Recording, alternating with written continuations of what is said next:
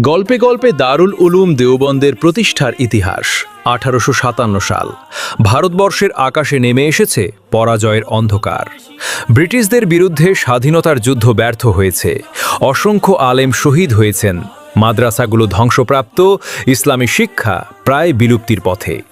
সেই কঠিন সময়ে কয়েকজন দূরদর্শী আলেম একত্রিত হলেন। তাদের মনে একটাই প্রশ্ন, যদি ইসলামী শিক্ষাকে রক্ষা করা না যায় তবে ভবিষ্যৎ প্রজন্ম কিভাবে দ্বীনকে ধারণ করবে? এই চিন্তা থেকেই শুরু হয় এক মহান ইতিহাস। উত্তরপ্রদেশের ছোট্ট জনপদ দেওবন্দ।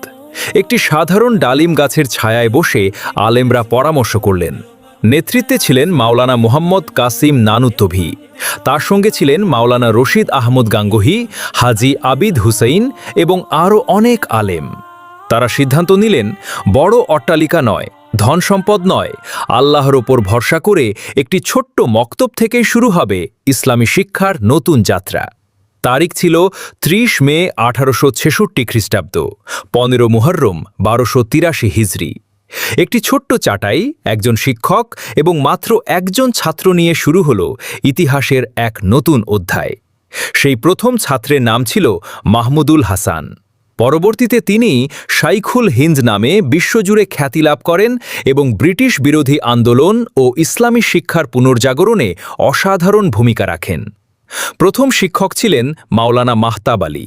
সেই দিন কেউ ভাবতে পারেনি এই ছোট্ট মক্তব একদিন বিশ্বের অন্যতম প্রভাবশালী ইসলামী শিক্ষা প্রতিষ্ঠানে পরিণত হবে। ধীরে ধীরে চারদিকে ছড়িয়ে পড়ল দেওবন্দের সুনাম। দূর দূরান্ত থেকে ছাত্ররা আসতে লাগল।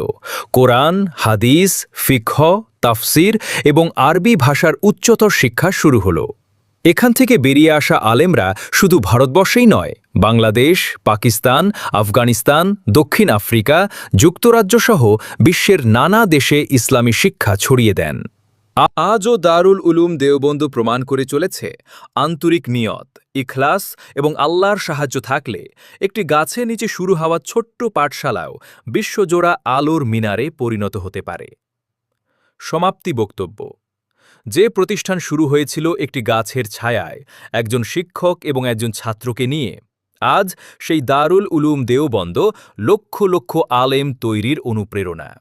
ইতিহাস সাক্ষী, ইখলাসের বীজ থেকে জন্ম নেয় এমন বৃক্ষ যার ছায়া যুগের পর যুগ মানুষকে আলোকিত করে।